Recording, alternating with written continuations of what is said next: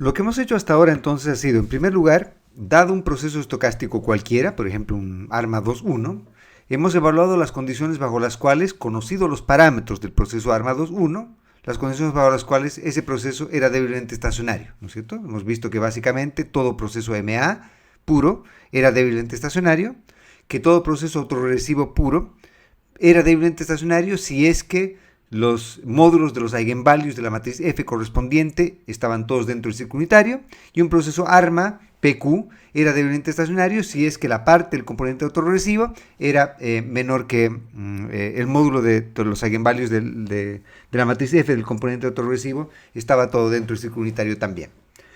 Otra cosa que hemos dicho es que un proceso que es débilmente estacionario tenía una representación MA infinito que era absolutamente sumable, ¿no es cierto? Entonces, por ejemplo, un proceso MA finito, un MA4 por ejemplo, obviamente va a ser absolutamente sumable en su representación MA, porque obviamente solo estamos sumando los términos asociados hasta el cuarto rezago del componente MA.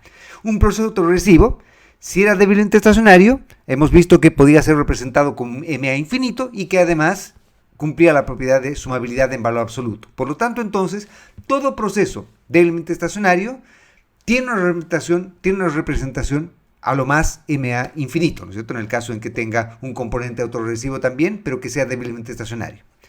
El teorema de representación de Wold es un teorema que es bastante útil, porque este teorema lo que hace es decirnos, también se llama la descomposición de Wold, lo que hace este teorema decirnos es que si yo tengo un proceso que es débilmente estacionario, ese proceso débilmente estacionario puede representarse o tiene una representación MA infinito, ¿ya? Donde puede ser que parte de esa representación venga por un componente media móvil y parte de esa representación venga por un componente autorregresivo. Entonces, por ejemplo, en el caso de un MA puro, entonces acá el Φ1, el Φ2, etcétera, todos son iguales a 0 y por lo tanto el denominador es simplemente igual a 1 y el numerador va a ser 1 menos, yo qué sé, todos los valores de esta parte de acá. Y por lo tanto, entonces, esto no va a ser una sumatoria infinita, sino va a ser una suma solamente hasta el valor del componente MA.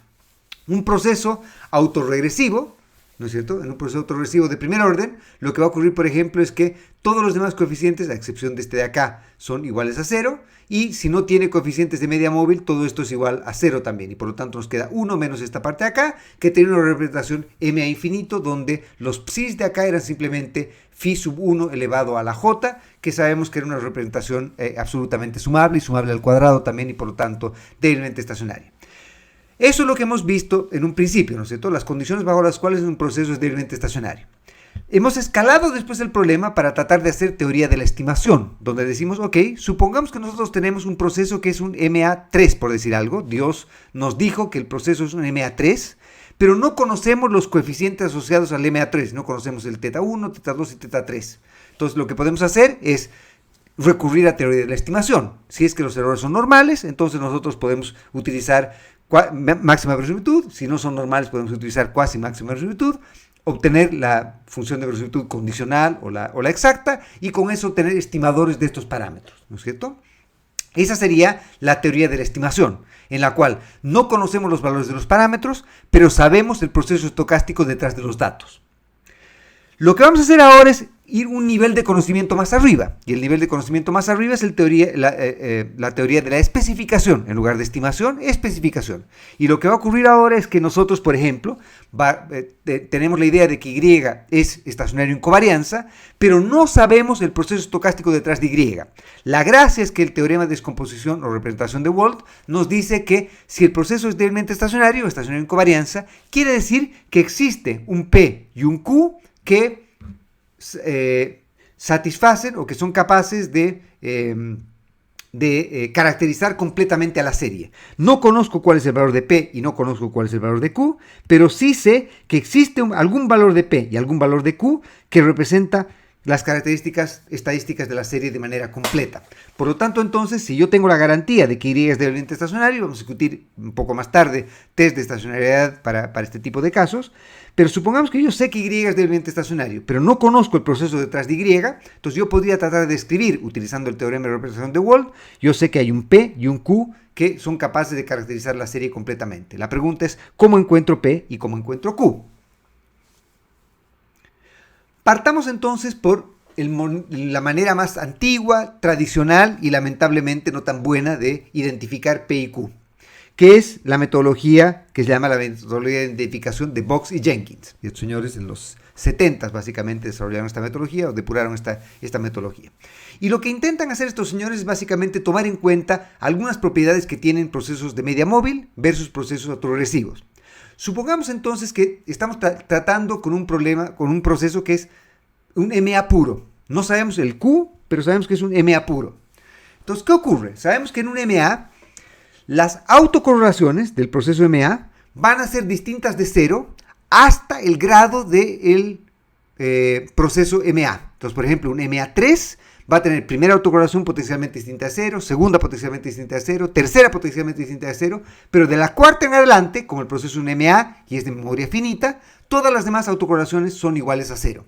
Por lo tanto, entonces, lo que nos dicen Box y Jenkins es básicamente calcule o estime las autocorrelaciones de la serie. Entonces, estime las autocorrelaciones, que serían, obtenga un estimador de la autocovarianza, divídalo en un estimador de la varianza incondicional, y con eso entonces tendría un estimador de la autocorrelación. Entonces, lo que nos dicen Box y Jenkins es simplemente, supongamos que tenemos un MA2, entonces, la autocorrelación de la serie con sí misma, o sea, cuando hacemos la autocorrelación 0 es 1, porque es la correlación de una serie con sí misma es perfecta, ¿no es cierto?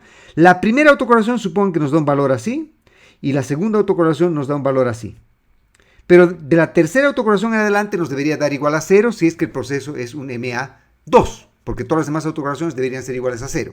Entonces, lo que nos dicen Box y Jenkins es básicamente calcule las autocorrelaciones de primer, segundo, tercer, cuarto, quinto, sexto, séptimo, octavo, hasta 25º orden si quieren, y evalúe si de algún punto en adelante todas esas autocorrelaciones son estadísticamente iguales a 0. Si son estadísticamente iguales a 0, entonces hemos encontrado el orden máximo del componente de media móvil. Entonces, utilice el autocorrelograma o utilice las autocorrelaciones para tratar de detectar, escoger el valor de Q del componente media móvil.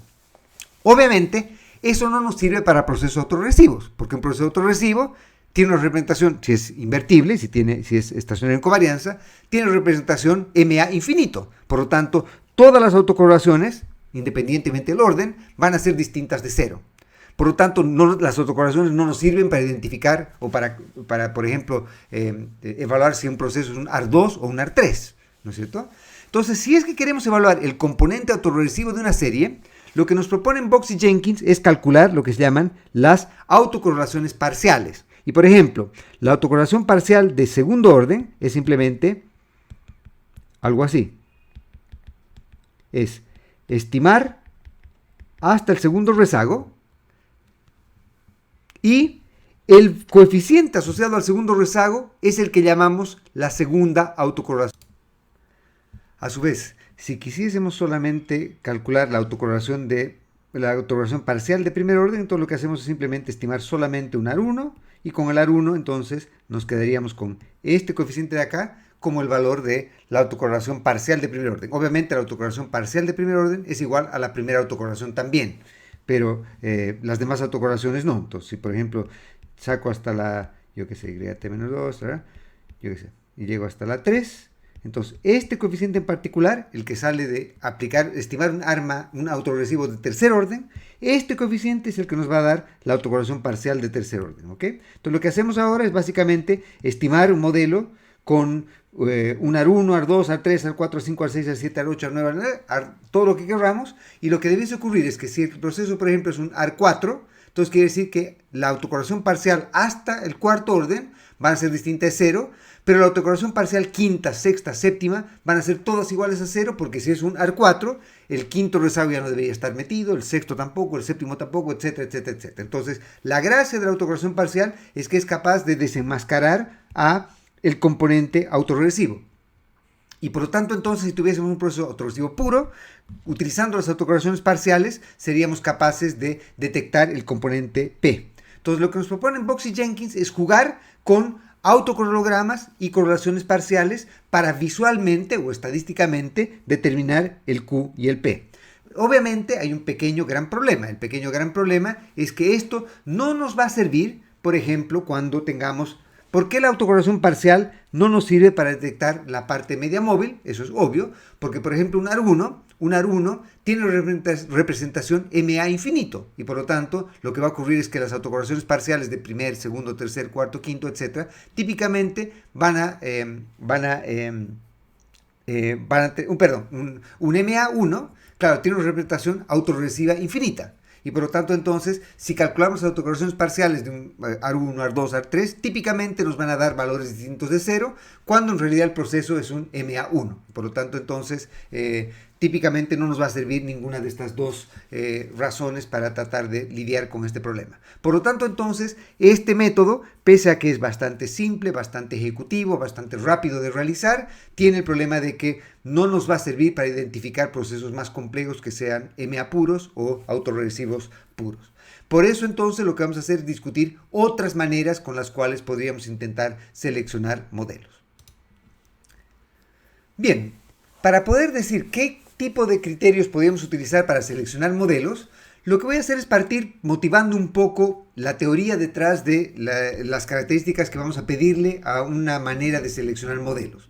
Una cosa que han visto en sus cursos introductorios de econometría es que obviamente hay distintos costos y beneficios asociados a, por ejemplo, excluir variables relevantes o incluir variables irrelevantes.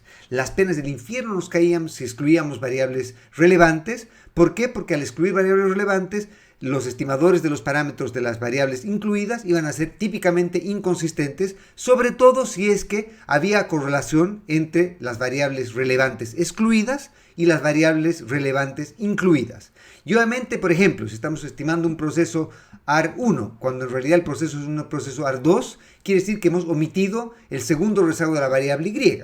Pero si el proceso es un AR1, quiere decir que el segundo rezago de la variable Y está correlacionado con el primer rezago de la variable Y. Y obviamente también con la variable Y contemporánea. Como YT-2 está correlacionado con YT-1, entonces lo que va a ocurrir es que obviamente vamos a tener graves problemas por haber omitido variable relevante ahí. Es el peor de los casos porque justamente como hay dependencia temporal, podemos garantizar que si excluimos una variable relevante, esta va a estar correlacionada con las variables incluidas y por lo tanto nuestros estimadores van a ser inconsistentes.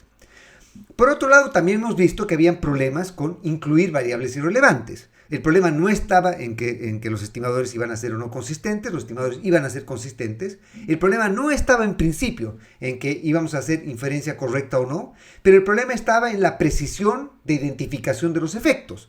Porque si incluíamos variables irrelevantes, lo que podía hacer esto es que innecesariamente nos iba a inflar la matriz de varianza y covarianzas de los coeficientes. Y al inflar la matriz de varianza y covarianzas de los coeficientes, lo que iba a hacer es que nos iba a crear una suerte de colinealidad que iba a hacer difícil poder identificar los efectos individuales de cada variable para el movimiento de Y.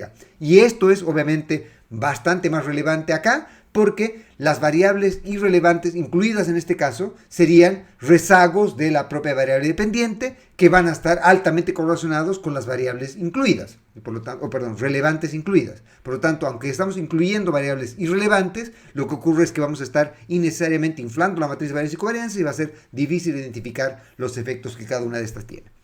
Por lo tanto, entonces, nos gustaría tener una manera de poder seleccionar entre modelos, tener un criterio de selección de modelos que nos permita cumplir ciertas características. Entonces, lo primero que voy a hacer es tratar de definir un poco la pregunta que queremos responder.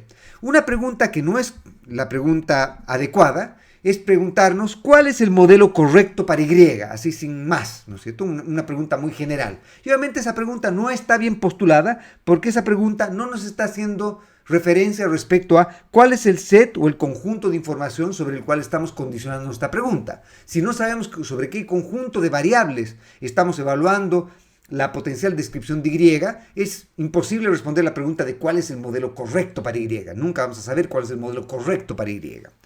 La pregunta más precisa que sí podemos definir es, dado un conjunto de regresores, un conjunto potencial de regresores, ¿cuáles de estos regresores debiesen ser introducidos para caracterizar la esperanza condicional de Y en X, por ejemplo? Entonces acá, por ejemplo, si Y es el tipo de cambio real y decimos, bueno, debería estar o no productividad marginal o productividad del sector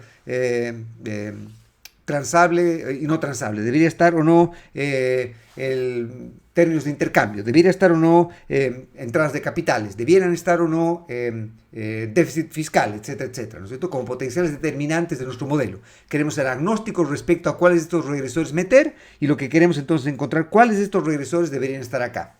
Por lo mismo, en un proceso que no sabemos si es un AR2, AR3, AR4, AR5, podríamos decir, ok, X1 es el primer rezago de la variable Y, X2 el segundo, el tercero, el cuarto, el quinto, etc. Y queremos ver si nos quedamos con un AR3, con un AR4, con un 25, con un AR32. Ustedes me dirán, ¿qué ocurre con los modelos MA o los modelos ARMA? Y vamos a ver que vamos a poder hacer básicamente lo mismo utilizando este mismo marco. Entonces, por ahora, simplemente asumamos en términos generales que no estamos teniendo dudas en si nos quedamos con un modelo o nos quedamos con otro. Y lo que vamos a hacer ahora es discutir cómo podemos escoger modelos cuando comparamos lo que vamos a llamar dos modelos anidados. Entonces, el concepto de anidamiento es simplemente decir un modelo anida al otro cuando un modelo es un caso general del otro. Entonces, en este ejemplo, supongamos que yo tengo potencialmente Y podría depender de una matriz de X1 regresores o de X2 regresores. ¿Ok? Entonces acá tenemos K1 parámetros y acá tenemos K2 parámetros. Y supongamos que yo quiero evaluar si es que debiese o no debiese incluir a las variables X2 en mi modelo. Entonces yo tengo un modelo 1 en el que incluyo solamente a las variables X1 y tengo un modelo 2 en el que solamente incluyo a las variables X2. Ustedes me dirán, bueno, ¿y qué ocurre si es que yo quiero juzgar otro modelo en el que solamente incluyo a las variables X2 y no las X1? Entonces crearía un modelo 3 que dependería solamente de las X2 y no de X1. Y obviamente ese modelo 3 también está anidado en el modelo 2. Entonces, como ven, siempre va a haber una manera en la que yo transitivamente voy a poder generar un modelo que anida a los demás y las demás van a ser representaciones anidadas de las otras. Hay otras maneras de discutir sobre modelos no anidados, pero la teoría que vamos a desarrollar es una teoría para modelos anidados, ¿ok? Entonces, la pregunta es, ¿me quedo con el modelo 1, que solamente incluye X1, o me quedo con el modelo 2, que incluye además X2? Entonces, por ejemplo, el modelo 1 puede ser un AR2, por decir algo, donde X1 tiene el Y rezagado un periodo, Y rezagado dos periodos, y el modelo 2 es un AR5. Entonces, además del primer y el segundo rezago, incluye el tercer, el cuarto y el quinto rezago. ¿Ok? Entonces, ahí la pregunta es, ¿nos quedamos con un AR2 o nos quedamos con un AR5? Para poder entonces responder esta pregunta, lo que vamos a hacer es discutir características de este tipo de procesos que están anidados, ¿ok? Entonces acá lo que hemos dicho es que el modelo 1 está anidado en el modelo 2, o el modelo 1 es un subconjunto del modelo 2, o el modelo 1 es un caso particular del modelo 2. Obviamente el modelo 2 se cumple cuando beta 2 es distinto de 0. Entonces si los beta 2 son distintos de 0, entonces debiésemos preferir el modelo 2 al modelo 1, ¿ok? Lo que vamos a hacer entonces ahora es desarrollar la teoría de cómo podemos encontrar criterios para escoger entre el modelo 1 y el modelo 2. Y para eso entonces la notación que vamos a usar es que cada vez que utilicemos una variable del modelo 1 vamos a colocarle el subíndice 1 y del modelo 2 vamos a colocarle el subíndice 2. Entonces, por ejemplo, el U-gorro sub 1 serían el vector de errores del modelo estimado como el modelo 1, U-gorro sub 2 sería el vector de errores del U-gorro estimado con el modelo 2 en el que incluimos además de X1 X2. Sigma cuadrado gorro 1 sería el estimador de la varianza del modelo 1. Sigma cuadrado gorro sub 2 sería el estimador de la varianza de los errores del modelo 2. Y yo qué sé, el R cuadrado 1 sería el R cuadrado del modelo 1, R cuadrado 2 sería el R cuadrado del modelo 2, etc. Entonces, los subíndices nos dicen con qué modelo estamos, de qué modelo estamos conversando, ¿ok? Lo que voy a tratar de discutir entonces es algún procedimiento que sea dependiente de los datos, una regla, que nos permita seleccionar un modelo respecto al otro. Y vamos a llamar nuestra decisión M-gorro. Entonces nuestra decisión puede ser solamente me quedo con el modelo 1 o me quedo con el modelo 2. Lo que tenemos que hacer es, dados los datos, tener algún criterio que me diga, dados estos datos, el modelo que debería escoger es el modelo 1 o el modelo que debería escoger es el modelo 2. Lo que yo voy a tratar de pedirle al criterio con el cual voy a escoger modelos es que cumpla el criterio de consistencia. Y el criterio de consistencia en este caso quiere decir que escoja con probabilidad 1 el modelo correcto a medida que la muestra se haga cada vez más grande. Entonces, si el modelo 1 es el correcto, la probabilidad de escoger el modelo 1, si el modelo 1 es el correcto, tiende a 1 a medida que t tiende a infinito. Y si el modelo 2 es el correcto, la probabilidad de escoger el modelo 2 también debe tender a 1 si el modelo 2 es el modelo correcto.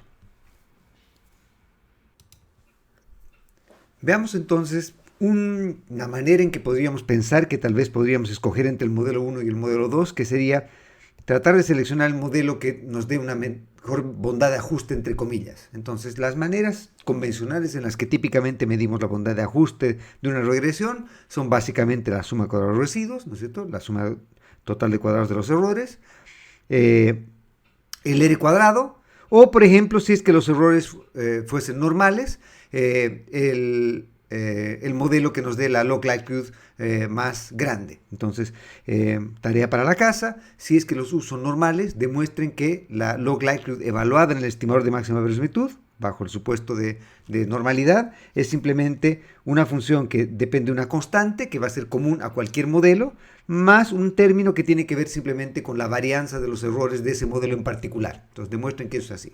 ¿Ok? Lamentablemente, cualquiera de estas maneras de seleccionar modelos va a ser un criterio inconsistente, y no solo inconsistente, sino bastante tonto de seleccionar modelos. ¿Por qué?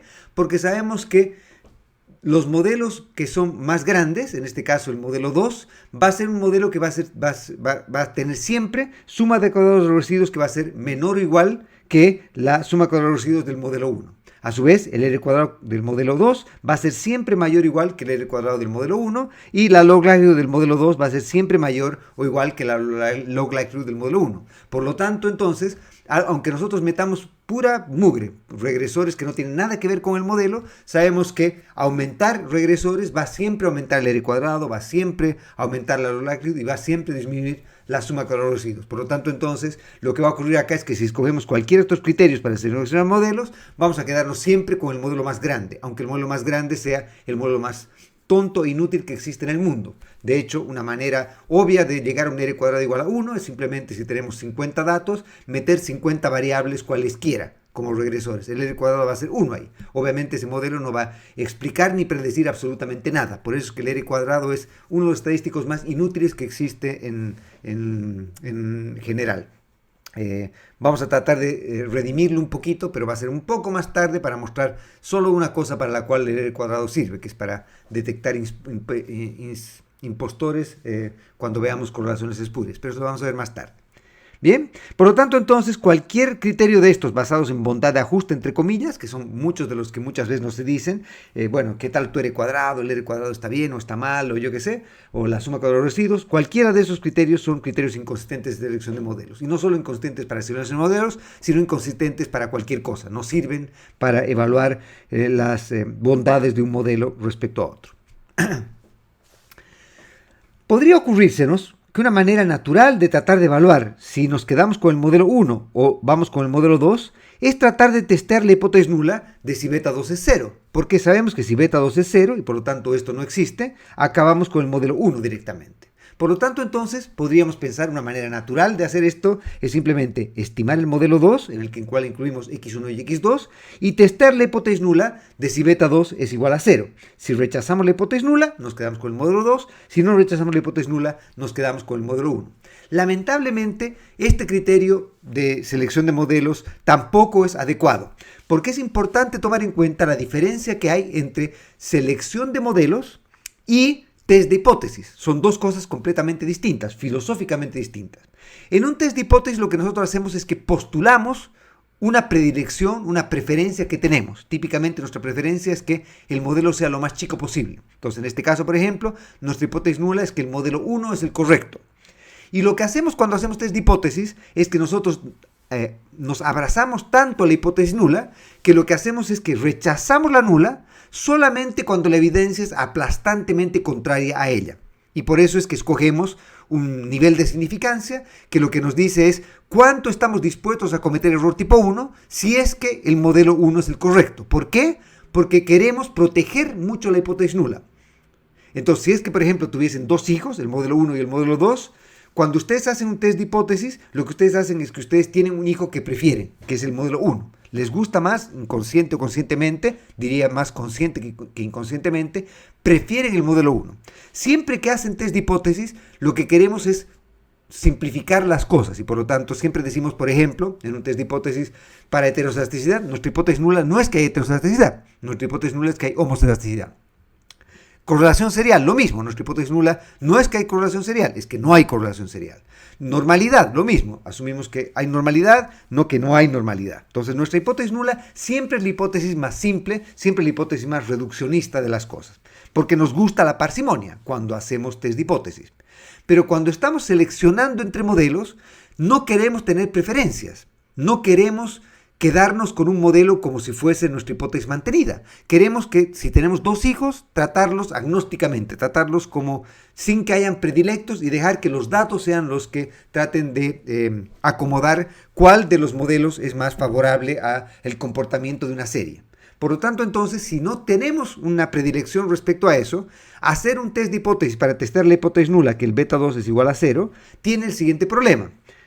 Segunda tarea que les pido. Demuestren que el test de Wald, que es como trivial, que simplemente suma cuadrados residuos del modelo restringido, menos no restringido, dividido suma cuadrados residuos del modelo restringido, etc. Esa expresión de ahí, el test de Wald, bajo normalidad, ¿no es cierto?, adopta esta forma. Entonces sería simplemente, sacamos la suma cuadrados residuos del modelo restringido, que sería el modelo 1, el modelo no restringido, que sería el modelo 2, dividimos entre el modelo no restringido, multiplicamos esto por el número de observaciones, y con esto debiese converger en una chi cuadrado con k sub 2 grados de libertad, donde k sub 2 era el número de parámetros excedentarios que tenía el modelo 2 respecto al modelo 1.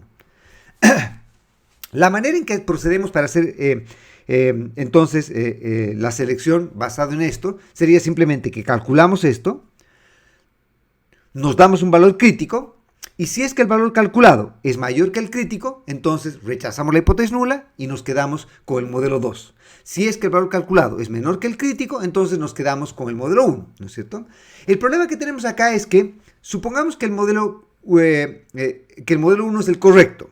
Lo que va a ocurrir acá es que nos vamos a dar un nivel de significancia. ¿Qué es el nivel de significancia? Es este alfa de acá, sería que nos determina el crítico, ¿no es cierto? Es la probabilidad de cometer error tipo 1 que estamos dispuestos a cometer. Entonces, típicamente, lo que nos gustaría es tener un alfa relativamente chico para cometer pocos errores tipo 1. Lo que ocurre es que, si es que utilizamos este criterio, aunque la hipótesis nula sea correcta, lo que va a ocurrir es que la probabilidad de escoger el modelo 1, es decir, de no rechazar la hipótesis nula cuando la hipótesis nula es correcta, va a ser igual a 1 menos alfa, donde alfa era el nivel del test. Eso es exactamente lo que hemos hecho. Estamos dispuestos a cometer error tipo 1 solamente alfa por ciento las veces. Y por lo tanto, entonces, vamos a escoger el modelo correcto. Si el modelo 1 es el modelo correcto, 1 menos alfa veces. Y no 1, que es lo que nos gustaría cuando t va a infinito. Nos gustaría que cuando la muestra sea arbitrariamente grande y el modelo 1 es el modelo correcto, lo escojamos con probabilidad 1. Pero acá, para cualquier nivel de alfa, esto va a ser menor que 1. Entonces ustedes podrían decirme, bueno, escojamos un alfa muy pequeño. No que sea el 5%, el 1%, sino que sea el 0.0000001%. Muy pequeño. Por lo tanto, entonces, esta probabilidad va a empezar a acercarse a 1. ¿Estamos de acuerdo? Pero recuerden que ese alfa nos está dictando solamente cuánto estamos dispuestos a cometer error tipo 1. Pero cuanto más pequeño sea el alfa, y por lo tanto, cuanto menos estemos dispuestos a cometer error tipo 1, más probabilidad vamos a tener de cometer error tipo 2. Es decir, cuando el modelo 2 es el correcto, va a ser cada vez menos probable que lo escojamos, porque justamente ante la duda de no querer cometer error tipo 1, en el caso extremo llevaríamos el alfa a 0, ¿no es cierto?, para hacer que esto sea absolutamente consistente, entonces nos quedaríamos siempre con el modelo 1. Y obviamente acá iríamos al otro extremo del que fuimos con el R cuadrado, con la log likelihood o lo que fuera. En el caso extremo del R cuadrado, escogíamos siempre el modelo 2. Acá lo que va a ocurrir es que si el alfa es muy pequeño, muy pequeño, lo que va a ocurrir es que nos vamos a quedar con mayor probabilidad con el modelo 1, pero cuando el modelo 2 sea el correcto, la probabilidad de escogerlo va a ser relativamente baja y probablemente muy bajo, ¿por cierto? Cuanto menos errores tipo 1 cometamos, más chance hay que cometamos errores tipo 2. Por lo tanto, entonces, este tampoco puede ser un criterio consistente de selección de modelos. Pasemos entonces a tratar de ver otro criterio que podríamos tratar de utilizar para escoger un modelo. Entonces, también han debido escuchar en sus cursos de pregrado que un criterio que podríamos tratar de utilizar es del R cuadrado corregido, ¿no es cierto? Y el R cuadrado corregido lo que hace simplemente es una modificación del R cuadrado convencional. el r cuadrado convencional es simplemente 1 menos la suma de cuadrados de los errores dividido la suma de los y menos el y barra, o sea, y en desviaciones a la media, al cuadrado. Si dividimos esto por t y dividimos esto por t, esta parte de acá es exactamente igual a la varianza de y. ¿Sí? Y esta parte de acá es simplemente el estimador de la varianza de los errores, el sigma cuadrado gorro, que sabemos que es un estimador sesgado de la varianza, ¿no es cierto? Entonces, el r cuadrado es simplemente igual a 1 menos sigma cuadrado gorro dividido la varianza o el estimador de la varianza de y. ¿Sí? Eso es el r cuadrado. Y hemos visto que el r cuadrado era un criterio inconsistente de selección de modelos. Por lo tanto, entonces, una cosa que podríamos estar interesados es en ver si es que podemos salvar alguna expresión que se parezca al r cuadrado, pero que no sea el r cuadrado. Y acá viene nuestro amigo Tail, ¿no es cierto? Y deriva lo que se llama el r cuadrado corregido, o el r cuadrado ajustado, o el r cuadrado de Tail también se llama. Y lo que hace entonces es que, en lugar de tomar el r cuadrado, donde lo que hacíamos era dividíamos por t el numerador y el denominador de la parte que estaba acá, lo que hacemos el denominador lo dividimos por t y por lo tanto obtenemos la varianza del y, pero en el numerador, en lugar de dividirlo por t, lo dividimos por t menos k, por los grados de libertad que tenemos. Y por lo tanto acá lo que ha ocurrido es que el r cuadrado corregido dejó de crecer siempre cuando aumentamos regresores. ¿Por qué? Porque sabemos que cuando aumentamos regresores disminuye la suma de cuadrados residuos y por lo tanto por este lado, como hay un negativo aquí, al aumentar regresores y con el negativo de acá, cae, al aumentar regresores, cae la suma de cuadrados residuos y por lo tanto sube el r cuadrado, ¿sí? Corregido. Pero por otro lado, al aumentar regresores, está aumentando también k. Y como está aumentando k por el negativo de acá y el negativo de acá, lo que va a ocurrir es que el r cuadrado corregido va a tender a caer cuando aumenta k. Entonces, si aumentamos regresores, por un lado está cayendo esto, y eso hace que sube el r cuadrado corregido, pero por otro lado está aumentando k, y al aumentar k, cae el r cuadrado corregido. Entonces lo que hace esto es tratar de balancear las mejoras, entre comillas, en bondad de ajuste, que vienen dado por la caída de la suma de cuadrados residuos, y por otro lado, la pérdida de grados de libertad al utilizar más observaciones para estimar más parámetros. Y por lo tanto, entonces, el r cuadrado corregido es simplemente 1 menos el sigma cuadrado lita, que era el estimador insesgado de la varianza de los residuos, dividido por la varianza de y. Entonces, supongan que estamos con un modelo en que la variable dependiente es siempre la misma. Entonces, si la variable dependiente es siempre la misma, la suma cuadrada la varianza de y estimada va a ser igual en el modelo 1 que en el modelo 2. Por lo tanto, entonces, escoger un modelo con el r cuadrado corregido más alto es lo mismo que escoger el modelo con el sigma cuadrado lita más bajo, ¿sí? Porque el r cuadrado corregido es inversamente proporcional, exactamente inversamente proporcional al sigma cuadrado lita. Entonces, escoger el modelo con el r cuadrado corregido más grande es lo mismo que escoger el modelo con el sigma cuadrado lita más chico. Y escoger el modelo con el sigma cuadrado lita más chico es lo mismo que escoger el modelo con el logaritmo del sigma cuadrado lita más chico. ¿Por qué? Porque logaritmo es una función monotónica y no me cambia el orden, ¿no es cierto? Entonces, por ejemplo, si el modelo 1 me da un sigma cuadrado lita más chico que el modelo 2, el logaritmo del sigma cuadrado lita del modelo 1 también va a ser más chico que el logaritmo del sigma cuadrado lita del modelo 2. Entonces, en el fondo, escoger el modelo con el r cuadrado corregido mayor es lo mismo que escoger el modelo con el logaritmo del sigma cuadrado lita más chico. Pero recordemos que el sigma cuadrado lita es igual a u gorro transpuesta u gorro dividido t menos k. Si multiplicamos y dividimos esta expresión por t, nos va a quedar que esta parte de acá es simplemente sigma cuadrado gorro y esta parte de acá es obviamente t sobre t menos k. Entonces eso es justamente lo que he hecho acá, ¿sí? Y entonces lo que hacemos es simplemente mostrar que logaritmo de sigma cuadrado o lita es el logaritmo de sigma cuadrado gorro por t dividido t menos k.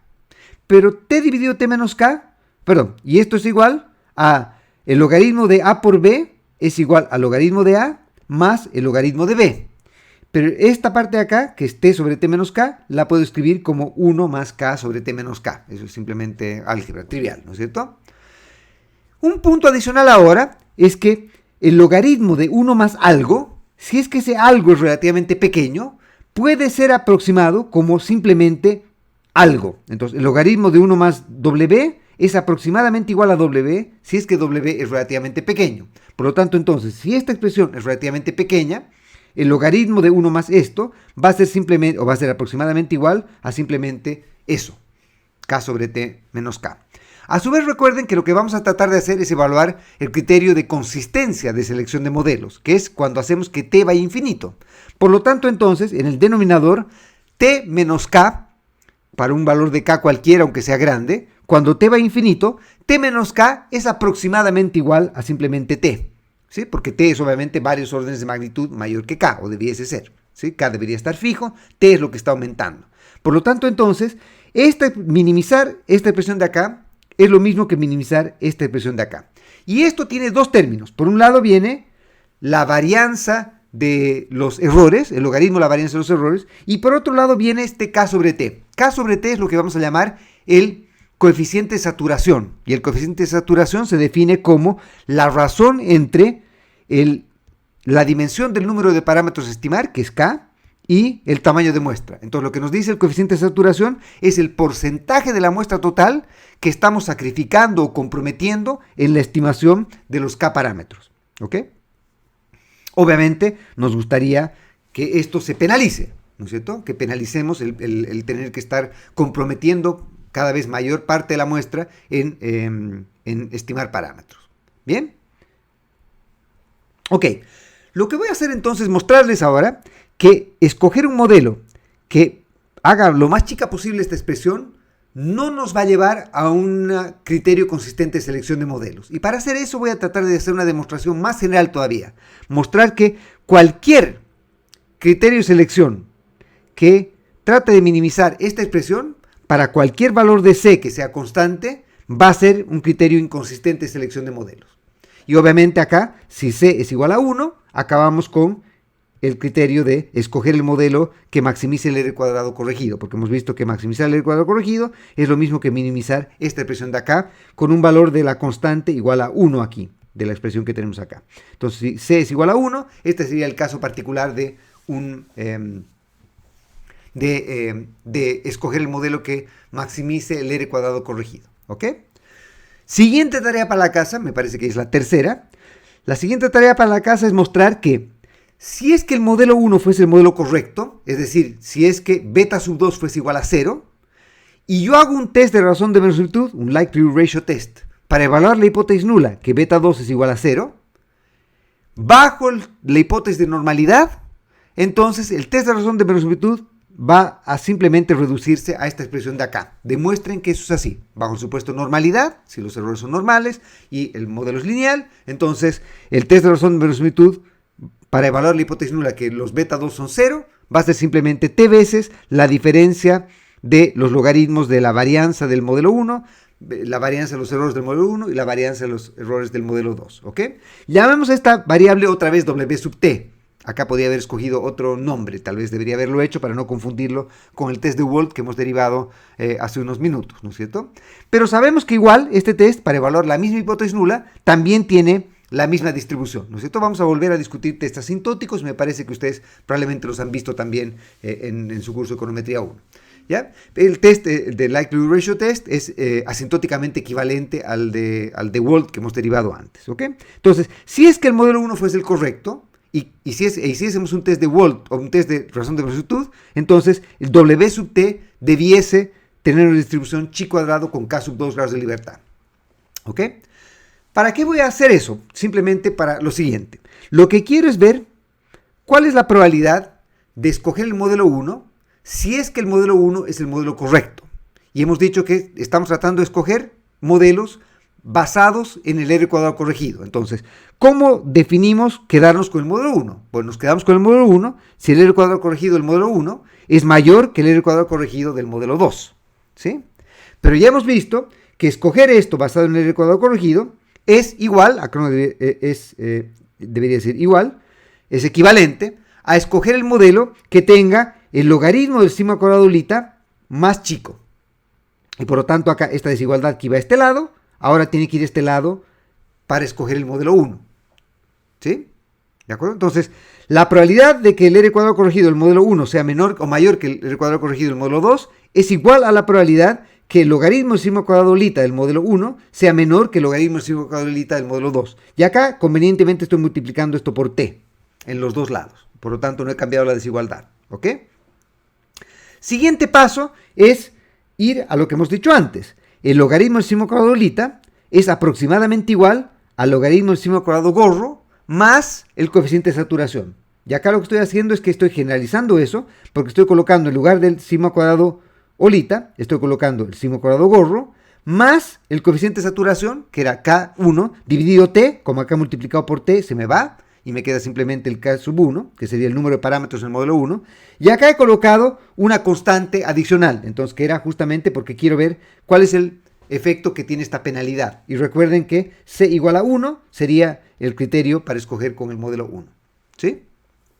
Y por otro lado, con el modelo 2, cuando hago esto mismo, lo que voy a tener es la varianza, el logaritmo de la varianza del modelo 2, de la varianza gorro del modelo 2, y acá tendría los parámetros estimados en el modelo 2, que serían K sub 1, que serían los parámetros de X sub 1, de los primeros regresores, y K sub 2, que serían los parámetros de los segundos regresores. ¿Ok?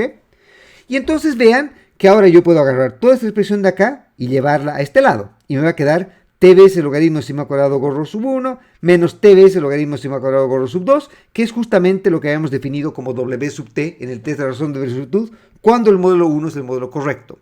Por lo tanto, entonces, la probabilidad de este evento va a ser exactamente igual a la probabilidad que el w sub t, definido como una chi cuadrado con k sub 2 grados de libertad, sea menor que, y ahora vean que acá tengo c veces k sub 1, y acá también tengo c veces k sub 1. Por lo tanto, este amigo con este amigo se nos va, y nos va a quedar simplemente c veces k sub 2, que sería esta expresión de acá.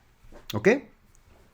Y por lo tanto, entonces, escoger el modelo 1, si el modelo 1 es el correcto, va a ser la probabilidad que eso ocurra, cuando la muestra sea arbitrariamente grande, va a ser lo mismo que la probabilidad que una distribución chi cuadrado con k sub 2 grados de libertad adopte valores menores que c veces k sub 2. En el caso del R cuadrado corregido, c es igual a 1. ¿Cómo sería eso gráficamente? Entonces, supongamos que acá está una distribución que es una chi cuadrado con k sub 2 grados de libertad. ¿Ok?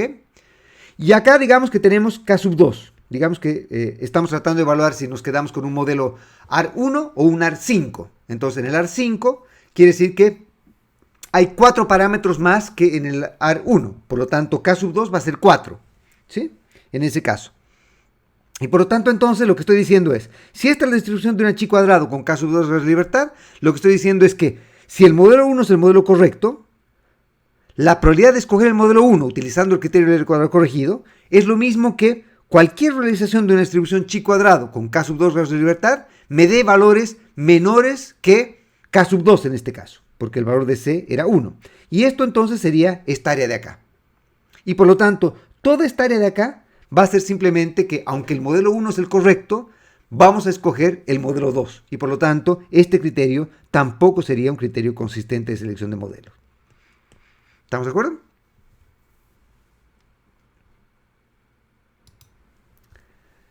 Dado que hasta ahora estamos con mala suerte tratando de encontrar criterios consistentes de selección de modelos, vamos ahora a tratar de presentarles lo que se llaman los criterios de información. Y los criterios de información son simplemente procedimientos mediante los cuales tratamos de escoger modelos computando un escalar. Y ese escalar es lo que se llama el criterio de información. Uno de esos criterios, el más popular de todos, es el que se llama el criterio de información de Akaike. El criterio de información de Akaike, entonces lo que hace simplemente es, tiene dos términos. Un término que es bastante familiar, donde tenemos el K sobre T aquí, vean, y acá le damos una penalidad de 2. Entonces, ¿cuál es la idea? Tenemos dos modelos, calculamos el criterio de información de Akaike del modelo 1 y calculamos el criterio de información de Akaike del modelo 2. Y escogemos el modelo que nos dé el criterio de información de Akaike más pequeño. ¿Ok? Una cosa importante es que los criterios de información no tienen escala y por lo tanto no es que si nos salió un valor de menos 43 sea mejor o peor que otro modelo para otra serie, para otro caso en el cual hemos estimado un modelo distinto. Acá el criterio de información sirve para comparar modelos en los cuales tenemos exactamente la misma variable dependiente, exactamente el mismo número de observaciones. Si cambiamos variable dependiente y o cambiamos el número de observaciones, el tamaño de muestra es distinto, los criterios de información no son comparables. ¿Ok? Necesitamos que tener el mismo número de observaciones y exactamente la misma variable dependiente. Bien, entonces el criterio de información de acá y que lo que dice es, haga lo más chico posible este término. Tratando de sopesar dos fuerzas. La primera fuerza es el coeficiente de saturación.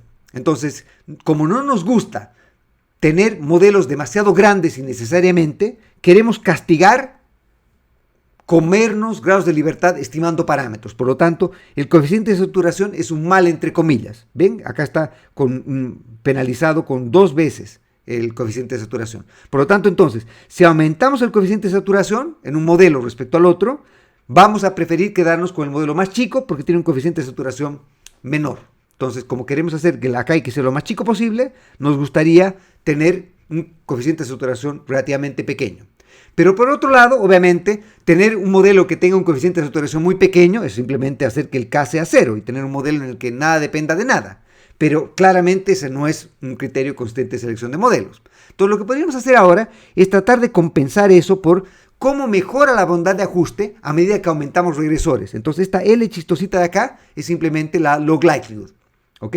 Del modelo. Entonces lo que tenemos que hacer es acá, por ejemplo, para el acaique del modelo 1, calculamos la log likelihood del modelo 1 y acá tomamos los parámetros del modelo 1. Y con eso calcularíamos el acaique del modelo 1. Lo mismo hacemos para el acaique del modelo 2. Entonces, estimamos el modelo 2, evaluamos la log likelihood en el modelo 2 y los parámetros estimados en el modelo 2. Y con eso tendríamos el acaique del modelo 2. ¿Ok?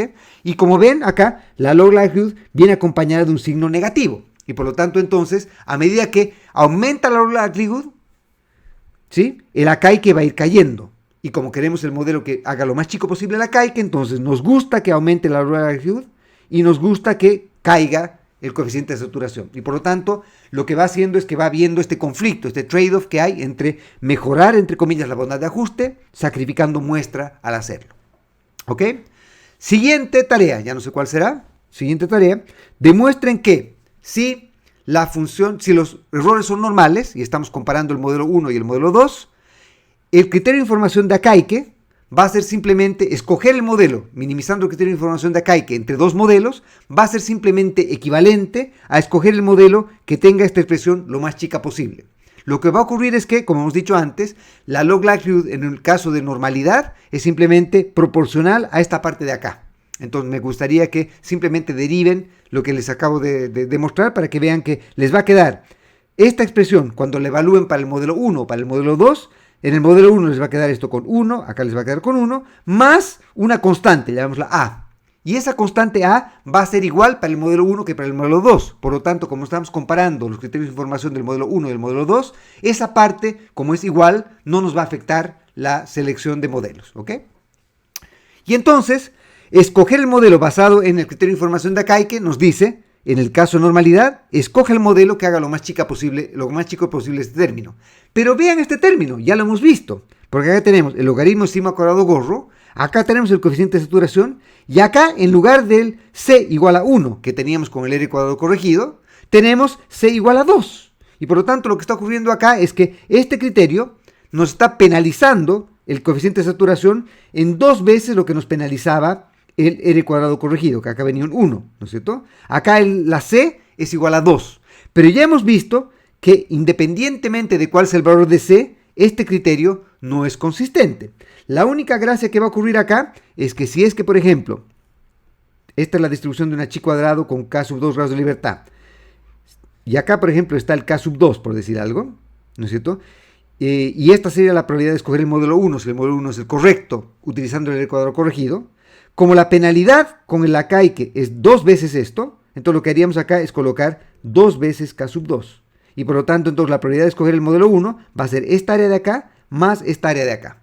Pero toda esta área de acá sigue siendo un área en la cual no vamos a escoger el modelo 1, aunque el modelo 1 es el modelo correcto. Por lo tanto, entonces, claramente, este criterio tampoco puede ser un criterio consistente de selección de modelos. Curiosamente, como ocurre muchas veces, el R cuadrado corregido es tremendamente popular. No, perdón, el Akai, que es tremendamente popular.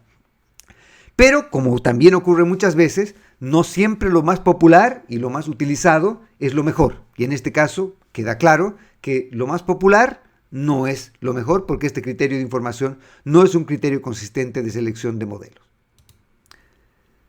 Vamos entonces a tratar de derivar ahora un par de criterios de selección de modelos que sí van a ser consistentes. Y como han visto, lo que hemos hecho hasta ahora es que ni siquiera hemos podido evaluar qué ocurre cuando el modelo 2 es el correcto. Ya hemos visto que cuando el modelo 1 es el correcto, no escogemos el modelo 1 con probabilidad 1, independientemente de cómo lo hayamos hecho, ya sea con el R cuadrado corregido o con el criterio de información de Akaike. Lo que voy a hacer ahora es mostrarles que el criterio de información de Schwartz sí es un criterio de información que es consistente, que va a escoger el modelo correcto con probabilidad 1 cuando la muestra sea arbitrariamente grande. Para eso entonces, el criterio de información bayesiano lo que hace simplemente es, y se le dice BIC, y BIC es, no es la marca de lo que llaman ustedes lápiz pasta, lápiz tinta, no sé cómo lo llaman. En Bolivia lo llamamos la puntabola o el lapicero, si es que ustedes quieren, además de econometría, están aprendiendo terminología boliviana. Entonces el BIC sería el criterio de información bayesiano, que viene obviamente por Bayesian, la B viene por Bayesian, la I viene por information y la otra viene por criterio, ¿no es cierto? Entonces el criterio de información bayesiano. Este criterio también se llama el criterio de Schwartz, ¿ya? Y este criterio tiene la gracia de que digamos, los microfundamentos de la estadística se llaman teoría de decisión estadística, y se puede demostrar que bajo funciones de pérdidas relativamente generales, escoger entre dos modelos nos lleva a un criterio parecido a este de acá, y por lo tanto este tiene como un microfundamento respecto a por qué estamos escogiendo esta forma para la penalización. Vean entonces cómo es el criterio de información bayesiano. El primer término es exactamente igual al criterio de información de Akaike. En el segundo término tenemos también el coeficiente de saturación, pero en el criterio de información de Akaike, el término que acompañaba esto era un 2, era una constante. En cambio acá, en lugar de una constante, la penalidad por aumentar el coeficiente de saturación crece con t. Crece una velocidad menor que la que crece t, porque crece con una velocidad de logaritmo de t, que sabemos que es una transformación monotónica, pero que aplana la función. Y por lo tanto, la penalidad acá tiende a crecer y tiende a diverger a medida que t va aumentando. Y ese va a ser el truco que vamos a necesitar para poder encontrar un estimador que sea consistente. Entonces, otra vez, si es que los errores son gaussianos o normales, la log likelihood, minimizar el criterio de información bayesiano, adoptando esta forma, va a simplemente ser lo mismo que minimizar esta expresión de acá. Y por lo tanto, entonces, escoger el criterio que minimiza el criterio de información bayesiano va a ser lo mismo que escoger el modelo que minimice esta expresión de acá. ¿Ok? ¿Qué ocurre ahora? Vean que si el modelo 1 es el correcto, todo va a ser exactamente igual a lo que hemos hecho antes con el R cuadrado corregido, solo que ahora decimos, escogemos el modelo 1, si el modelo 1 es el correcto, ¿cuál es la probabilidad de que eso ocurra? Bueno, ¿cuál es la probabilidad de que el BIC del modelo 1 sea menor que el BIC del modelo 2? Y lo que hemos hecho, lo mismo que hemos hecho antes, acá tenemos el W sub t, pero acá, en lugar de tener una constante, nos quedamos con el logaritmo de t. ¿De acuerdo? Y ahora lo que hacemos es pasar a dividir este logaritmo de t, y por lo tanto el logaritmo de t va a venirse aquí. Y ahora lo que va a ocurrir es algo muy interesante y divertido, porque si el modelo 1 es el correcto, quiere decir entonces que W sub t sabemos que converge en distribución a una chi cuadrado con k sub 2 grados de libertad. ¿De acuerdo? Pero, a diferencia de la Akaike o del R cuadrado corregido, ahora, en lugar de dividir esto por 1, que sería con el R cuadrado corregido, o en lugar de dividir esto por 2, que sería en el caso del criterio de información de Akaike, estamos dividiendo esto por el logaritmo de t. Y por lo tanto, cuando t tiende a infinito, esto sigue convergiendo una chi cuadrado, pero esto diverge. El logaritmo de t va a infinito. Por lo tanto, esto converge a una chi cuadrado, pero esto diverge infinito, por lo tanto, la razón entre estas dos cosas va a converger en probabilidad a 0. Y por lo tanto, entonces, si es que el modelo 1 es el correcto, la probabilidad de escoger el modelo 1 con el criterio de información bayesiano sería la probabilidad que este evento de acá ocurra, que W sub t sobre el logaritmo de t sea menor que k sub 2. Pero ya hemos visto que cuando t va a infinito, este término tiende a 0. Y por lo tanto, entonces, Cuando t tiende a infinito, la probabilidad de escoger el modelo 1 con el criterio de información de Schwartz va a ser igual a la probabilidad que 0 sea menor que k sub 2, donde k sub 2 era el número de parámetros adicionales en el modelo 2 respecto al modelo 1. Y obviamente ese número de parámetros es 1, 2, 3, 4, 25, lo que quieran. Cualquier número es siempre mayor que 0. Por lo tanto, ¿cuál es la probabilidad que cualquier número sea mayor que 0? Bueno, la probabilidad de eso es 1. Y por lo tanto, entonces, la primera parte para demostrar que el criterio de información de Schwartz es un criterio consistente es que hemos demostrado que si el modelo 1 es el correcto, entonces va a escoger el modelo 1 con probabilidad 1 a medida que la muestra sea arbitrariamente grande. Acá ahora recién podemos pasar a la segunda parte de la historia. Es, ¿qué ocurre ahora si el modelo 2 es el correcto? A este paso no hemos podido ni siquiera llegar con el criterio de información de acá y que no valía la pena ni siquiera llegar a este paso porque ya hemos visto que ni siquiera podía cumplir la propiedad de consistencia cuando el modelo 1 era el modelo correcto. Pero ahora veamos qué pasa cuando el modelo 2 es el correcto. Y ahora este punto es importante. Recuerden que nuestro W sub t era simplemente t veces el logaritmo de sigma cuadrado gorro del modelo 1 menos el logaritmo del sigma cuadrado gorro del modelo 2. Lo que ocurre ahora es que si el modelo 2 es el correcto, bajo el modelo 2, entonces lo que va a ocurrir es que esto va a ser siempre numérica y estadísticamente menor que esto de acá. Y por lo tanto, esta expresión de acá, t veces esto, no va a converger en un h cuadrado cuando el modelo 2 es el correcto, sino que esto va a irse a infinito. ¿Por qué? Porque esta parte de acá va a tender a converger en una constante, pero una constante multiplicada por t, cuando t va a infinito, va a diverger. Y por lo tanto, entonces, tenemos que, cuando el modelo 2 es el correcto, w sub t, en lugar de converger a un h cuadrado, va a diverger a infinito. ¿Ya? Y entonces, si el modelo 2 es el correcto, ¿cuál es la probabilidad de escoger el modelo 2? Es la probabilidad de que ocurra el evento que el criterio de información bayesiano del modelo 2 sea menor que el criterio de información bayesiano del modelo 1, porque recuerden que escogemos el modelo que tenga el criterio de información más pequeño. Entonces, ¿cuál es la probabilidad de escoger el modelo 2? ¿Cuál va a ser igual a la probabilidad de que nos dé que el BIC del modelo 2 es menor que el BIC del modelo 1? Lo que va a ocurrir entonces es que ahora, todo lo que hemos hecho a este lado de la desigualdad, ahora lo tenemos que hacer al otro lado, cuando el modelo 2 es el modelo correcto. Y por lo tanto, entonces vamos a llegar a la expresión de w sub t sobre el logaritmo de t mayor que k sub 2. Antes habíamos llegado a w sub t sobre el logaritmo de t menor que k sub 2. Pero ahora, cuando el modelo 2 es el correcto, lo que ocurre es que w sub t diverge a infinito. El numerador está divergiendo a infinito y el denominador también diverge a infinito. Pero el w sub t diverge a una velocidad omicron t a la menos 1. ¿Por qué? Porque esto es t veces algo, ¿no es cierto? Y por lo tanto, entonces, esto diverge a una velocidad que está dictada por el t. El numerador diverge a la velocidad dictada por t. En cambio, el denominador diverge a una velocidad dictada por el logaritmo de t. Y obviamente, si tenemos acá la función lineal, y acá tenemos la función en logaritmo. La función en logaritmo es una función más plana. Es una transformación monotónica que nos aplana la función. Por lo tanto, el numerador va a infinito más rápido que el denominador. Como el numerador va más rápido que el número del denominador, entonces esta división va a tender a diverger porque va a ganar el numerador. Por lo tanto, entonces, lo que vamos a acabar diciendo es que escoger el modelo 2 cuando el modelo 2 es el correcto es igual a la probabilidad de escoger el modelo 2 si el BIC del modelo 2 es menor que el BIC del modelo 1. Pero que eso ocurra es igual a la probabilidad que este evento ocurra.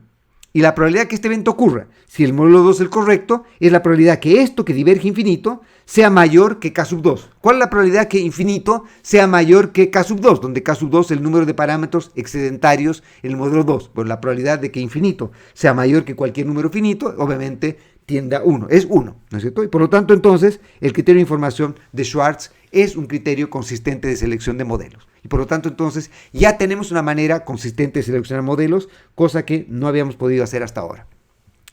Finalmente, digamos, el criterio de información boutique, que sería el más exclusivo, el más bonito, el que más me gusta, es el criterio de información de Hannan-Quinn y es el que yo prefiero utilizar. Obviamente ustedes pueden quedarse con el criterio de información bayesiano, pero yo prefiero el criterio de información de Hannan-Quinn. ¿Por qué el criterio de información de Hannan-Quinn? Vean, el primer término es exactamente igual al criterio de información de Akaike y al criterio de información de Schwartz o bayesiano, es exactamente igual. Pero en el segundo término, que era la parte que penalizaba el coeficiente de saturación, tiene el 2 de el acaique y tiene una función que diverge con t, pero no es el logaritmo de t que tenía el criterio de información, no es el logaritmo de t que tenía el criterio de información bayesiano, sino es el logaritmo del logaritmo de t. Y por lo tanto, esto diverge infinito, pero diverge más lento de lo que diverge el criterio de información de bayesiano. Y por lo tanto, entonces, este criterio de información penaliza también, divergiendo al infinito, esta parte, ¿no es cierto? Pero la penaliza un poco menos menos agresivamente de lo que la penaliza el criterio de información bayesiano. Y se puede demostrar, esta es la siguiente tarea que le estoy pidiendo que hagan, se puede demostrar que este criterio también es un criterio consistente de selección de modelos, ¿ya? Y es relativamente trivial demostrar esto, ¿no es cierto? Es utilizar los mismos pasos que hemos usado acá, solo que en lugar de colocar el logaritmo de t, van a tener que colocar 2 veces el logaritmo de t, ¿ok? Bien, entonces acá, en términos de demostrar consistencia, no es un gran problema. Pero, ¿por qué tiendo a preferir esto? Porque recuerden que volviendo a lo primero que habíamos dicho antes, entre tener el problema de incluir una variable irrelevante o excluir una variable relevante, debiésemos tender a preferir incluir variables irrelevantes. Y lo que ocurre es que el criterio de información bayesiano es un criterio que penaliza más fuertemente el incluir variables que el criterio de información de Hannan-Quinn. Y por lo tanto, entonces, el criterio de información bayesiano tiende a escoger modelos más parsimoniosos o más chicos que el criterio de información de Hannan-Quinn. Los dos son consistentes, pero en muestras relativamente pequeñas, el criterio de información bayesiano va a ser, como dirían ustedes, más apretado, va a escoger modelos más chicos, más amarrete, ¿ya? Que el criterio de información de Hannan-Quinn. Y por lo tanto, entonces, el criterio de información de Hannan-Quinn lo que hace es que, siendo consistente, no penaliza tan fuertemente esta parte de acá. Y por lo tanto, escoge modelos un poco más grandes, en muestras pequeñas, que el criterio de información bayesiano. Obviamente, asintóticamente, los dos criterios son equivalentes y por lo tanto debiesen tender a coincidir en cuanto al modelo que se elige. Finalmente, entonces, una vez que hemos discutido cuáles son criterios consistentes de selección de modelos, lo que voy a hacer es presentarles una metodología con la cual podemos intentar juntar todo esto y tratar de seleccionar modelos utilizando un método que se llama el método de Hannan-Risanen, ¿ok? Y este método se apoya básicamente en lo que ya hemos conversado, en todo lo que hemos conversado. En primer lugar, sabemos que el teorema de representación o descomposición de Wald nos dice que si es que tenemos un proceso que es débilmente estacionario, entonces existe un proceso ARMA que lo representa completamente. Y por lo tanto, obviamente, si es que, por ejemplo, tuviésemos un proceso que es autorregresivo puro, eso quiere decir que el proceso autorregresivo puro va a tener una representación MA infinito. Si tuviésemos un proceso MA puro, va a tener obviamente una representación MA finita. Si tenemos un proceso ARMA débilmente estacionario, va a tener una representación ARMA infinita, ¿ok? Otra cosa que sabemos después de haber hecho todas las cosas que ustedes seguramente están trabajando ya para la tarea, es que estimar modelos autorregresivos es obviamente un paseo en el parque, es bastante trivial de hacer, en tanto que estimar modelos de media móvil o estimar modelos ARMA es computacionalmente bastante más intensivo, bastante más difícil, la likelihood tenemos que utilizar métodos numéricos, la función de verosimilitud puede ser numéricamente inestable, etc. Por lo tanto, entonces, si pudiésemos escoger, nos gustaría poder estimar modelos autorregresivos. Una gracia que puede tener hacer esto, utilizar el método que vamos a discutir, es que vamos a poder combinar justamente esto de que es computacionalmente trivial estimar modelos autorregresivos con juntar esto con invertibilidad y la descomposición de Wald. La idea es básicamente la siguiente. Supongan que tenemos una serie griega y no sabemos qué tipo de proceso sigue. Vamos a hacer lo siguiente. Perdón. Vamos a hacer lo siguiente.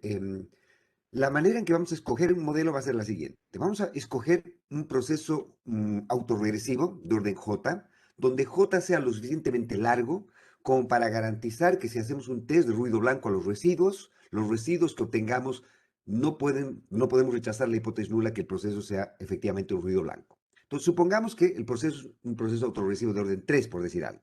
Si partimos con un proceso autorregresivo de orden 5, si J es igual a 5, entonces claramente los residuos que van a salir de ahí van a ser ruido blanco, ¿no es cierto? Pero si, por ejemplo, tuviésemos un proceso que es de media móvil puro, obviamente un proceso de media móvil puro tiene una representación autorregresiva de orden infinito.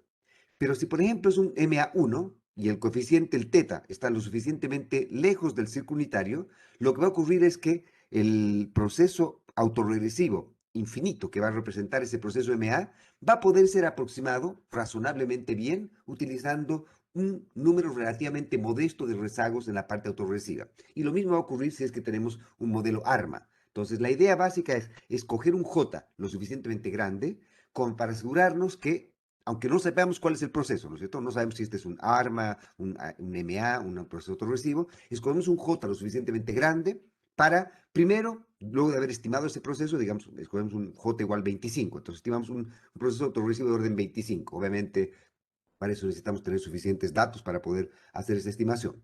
Una vez que hemos estimado ese proceso, habiendo escogido el J lo suficientemente largo como para garantizar que los errores sean ruido blanco, ¿cómo garantizamos que los errores sean ruido blanco? Vamos a la segunda etapa. Y para hacer eso lo que hacemos es vamos a discutir otros test también, pero seguramente ustedes ya conocen varios tests para testar ruido blanco. Uno de ellos, el que más me gusta, es el test Q de Leung y Box. Y lo que hace el test Q de Leung y Box es asegurarse de que si tenemos un proceso que es ruido blanco, sabemos que todas las autocorrelaciones de ese proceso tienen que ser estadísticamente iguales a cero. Por lo tanto, entonces, lo que hace el Leung y Box es simplemente estima, obtiene estimadores de las autocorrelaciones, ¿no es cierto? Que serían esta parte de acá. Entonces, estos, los U-gorritos, serían los residuos que salen después de haber estimado un proceso autorresiduo de orden J.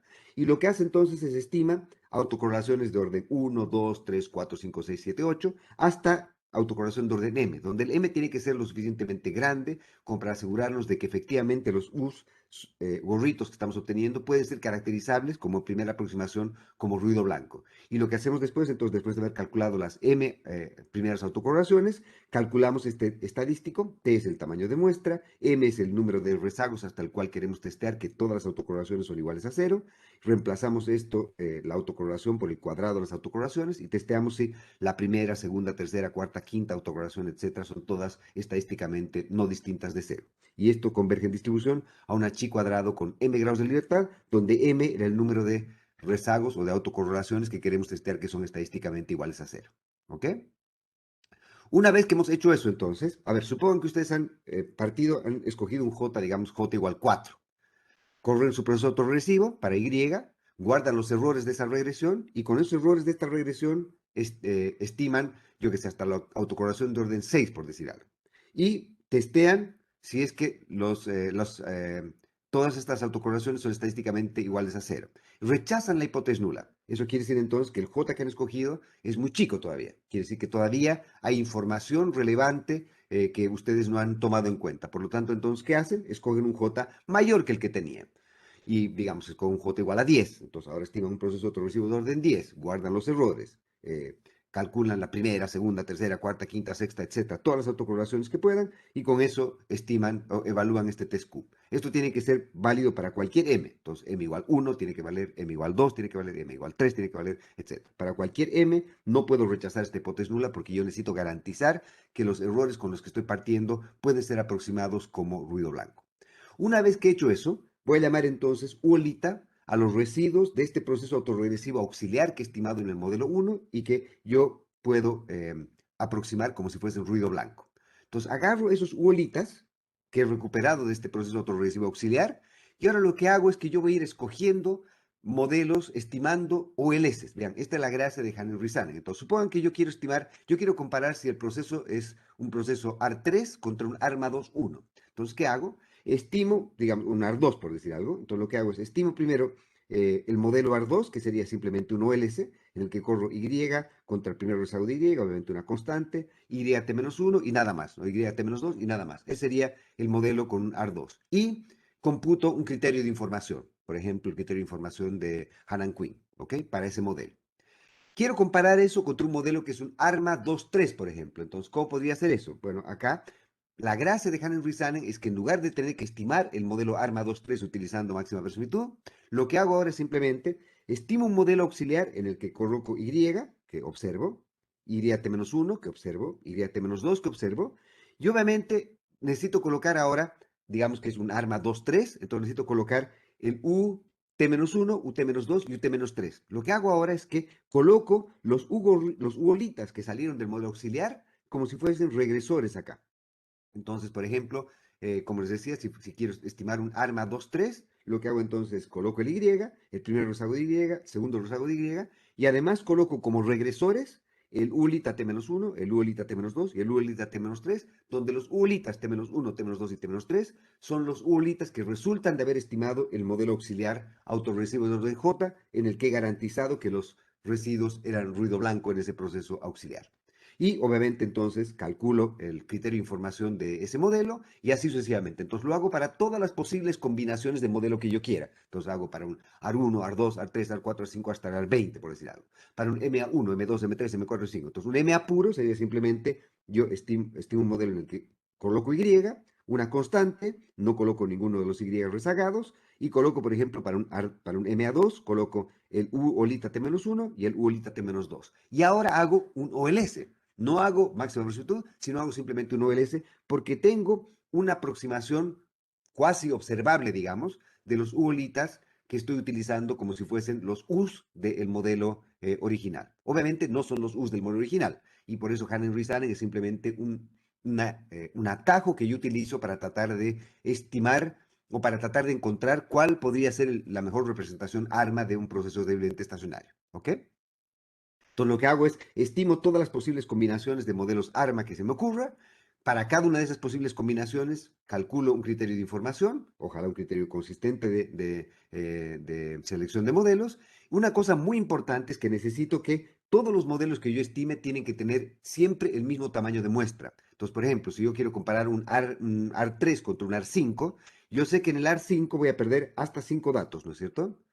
Porque no tengo la estimación para poder partir la OLS para la primera, la segunda, la tercera, la cuarta o la quinta observación. Entonces, lo que hago entonces es, como voy a estimar un proceso autorregresivo de orden 5, donde voy a perder los primeros 5 datos, voy a partir desde el sexto dato para hacer mi estimación.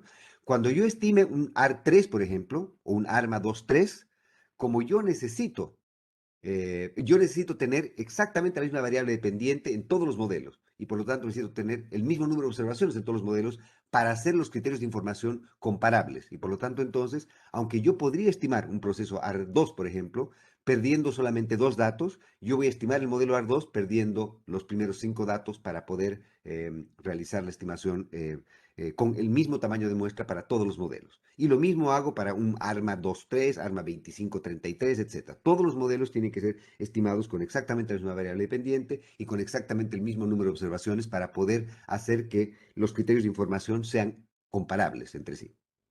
¿Ok?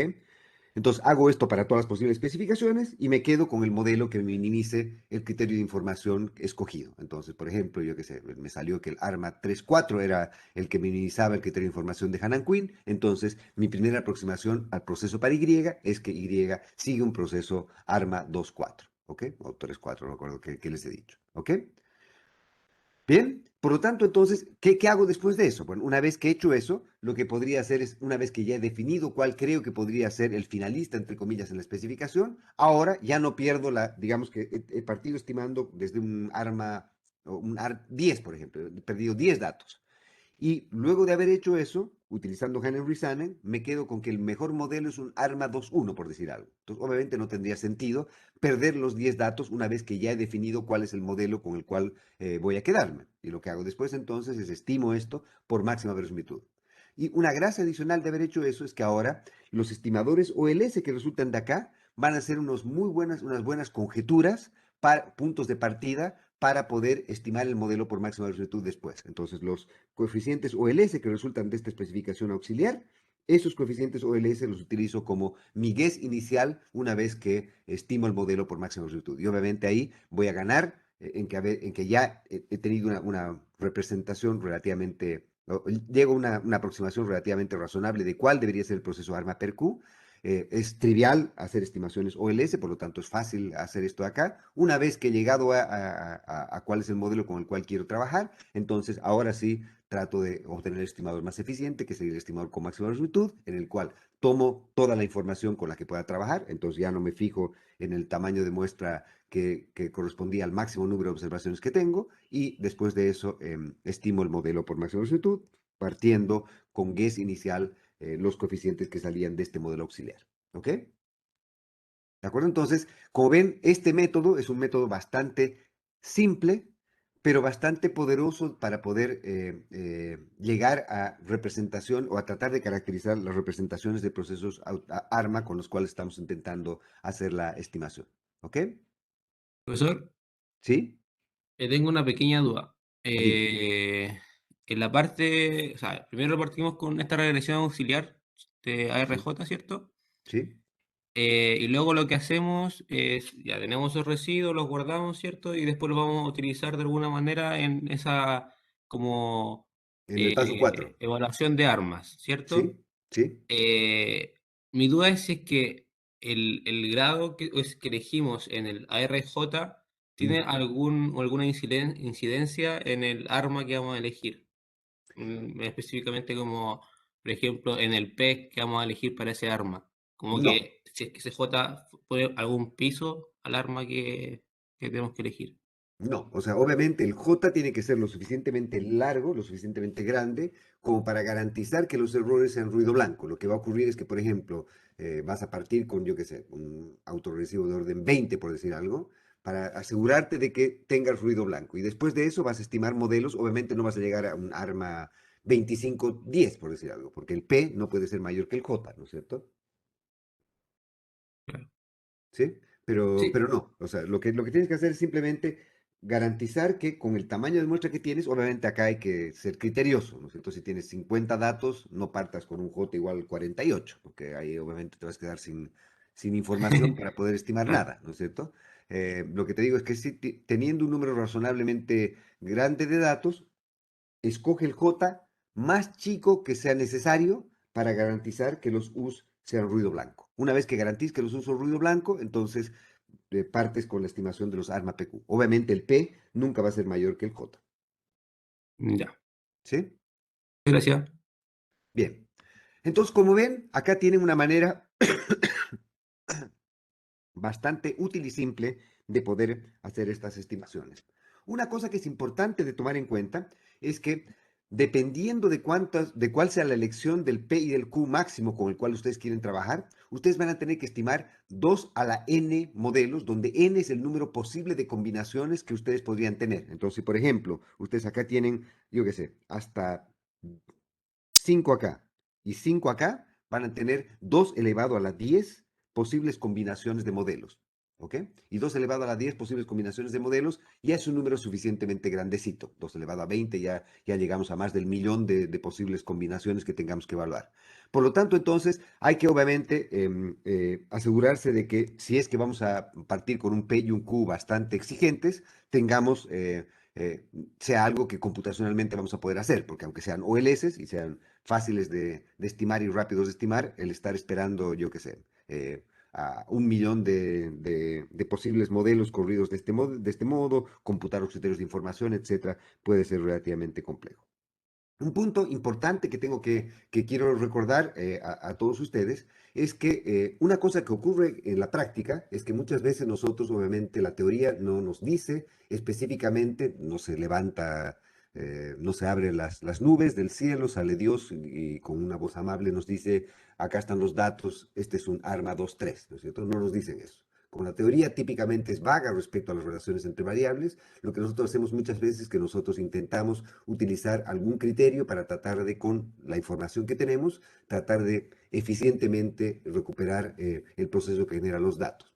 La práctica de hacer eso es lo que se llama specification searches o búsquedas de especificación y tiene otros nombres también, se llama data mining, data snooping, data grabbing, data fishing, que sería la actividad de masajear entre comillas los datos o trabajar en los datos para intentar data mining, por ejemplo, data fishing, quiere decir que estamos tratando de descubrir el metal entre comillas, ¿no es cierto? Entonces estamos haciendo minería, tratando de encontrar cuál es el proceso que genera los datos, que sería el tesoro que estamos tratando de recuperar. Y data fishing lo mismo, ¿no es cierto? Vamos de pesca y estamos intentando recuperar el modelo con el que estamos trabajando. Una cosa que es importante cuando hacemos eso, y obviamente esta es una práctica que tenemos que hacer, no hay vuelta a esto, ¿no es cierto? Si es que la teoría no es lo suficientemente clara, muchas veces nosotros tenemos que jugar con una misma base de datos e intentar llegar a la especificación que nos va a satisfacer. Un punto importante también es que muchas veces la teoría puede ser relativamente precisa,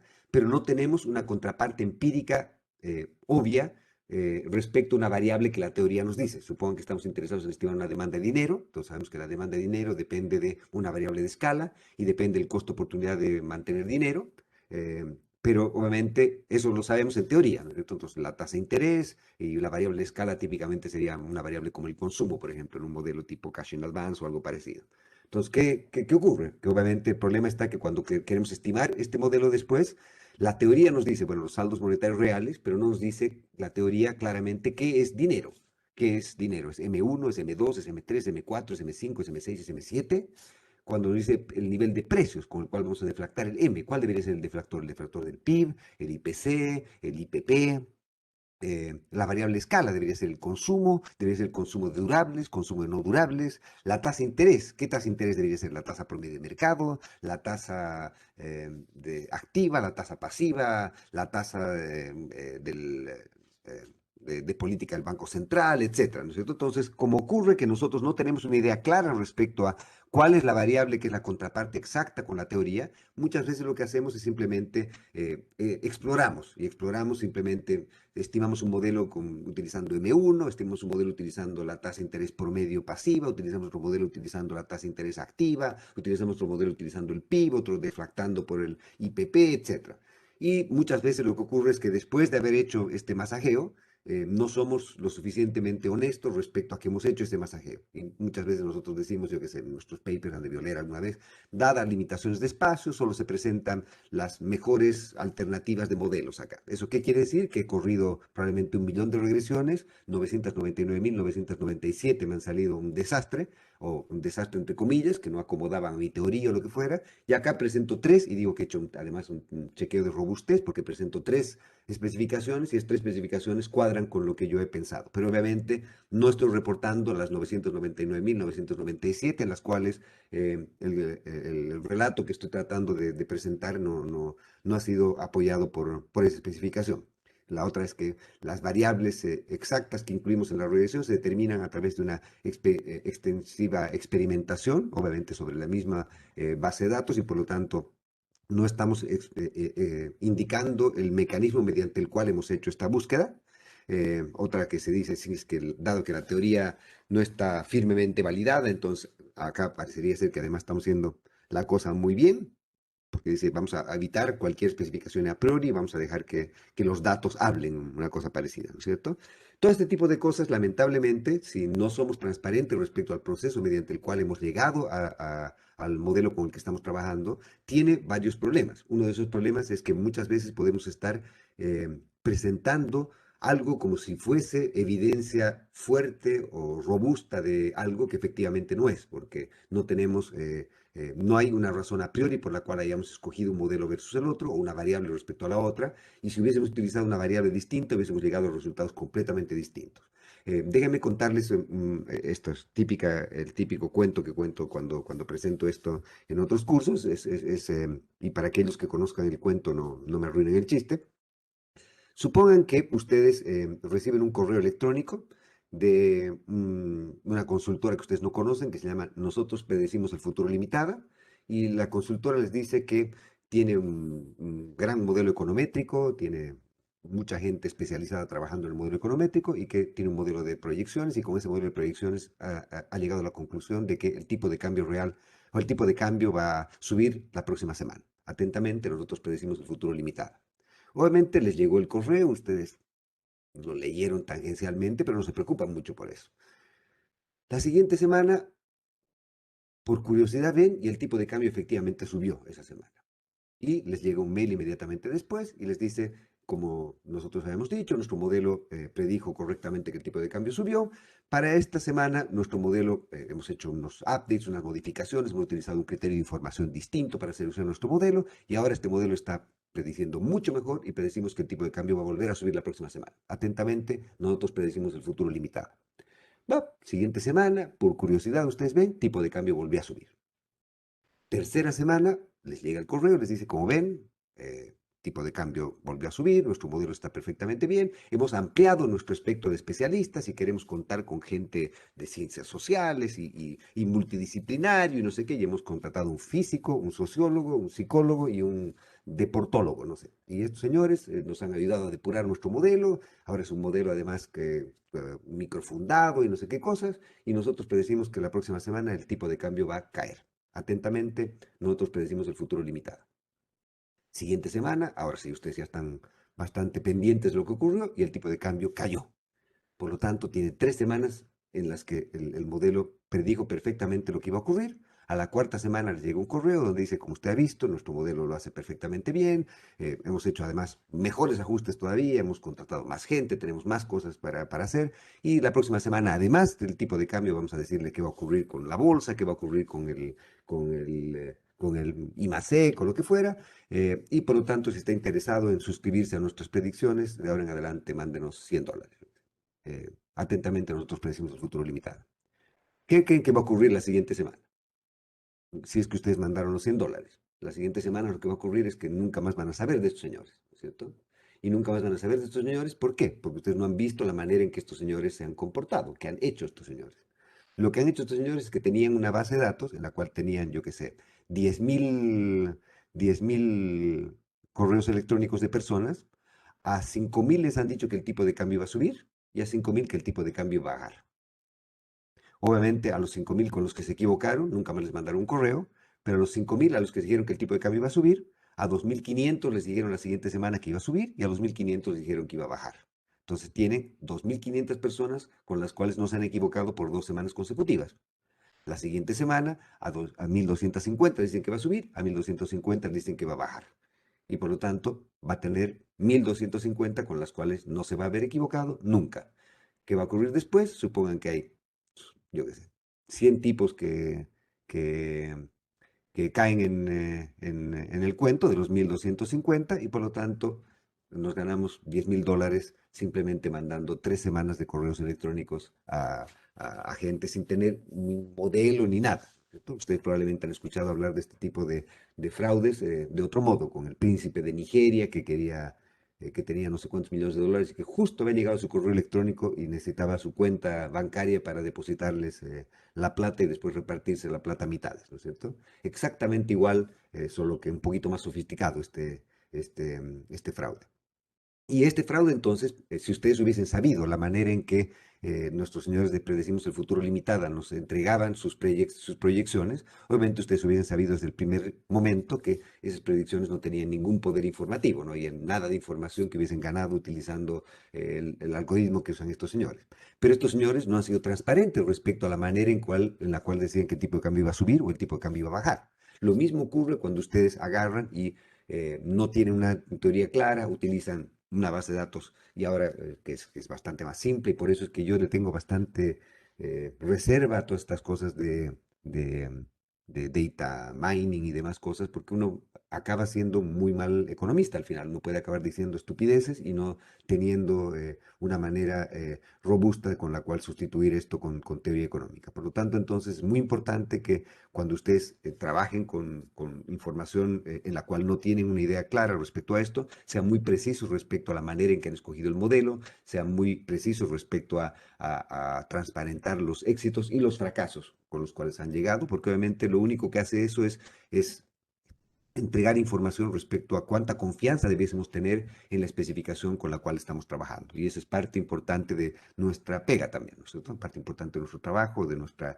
vocación, es la de entregar información que sea útil y que sea transparente respecto al proceso mediante el cual hemos hecho descubrimientos. Es la manera en la que el proceso científico avanza y es la manera en que nosotros podemos estar más o menos confiados de lo que estamos diciendo dependiendo del tipo de modelo con el que trabajamos. ¿Ok?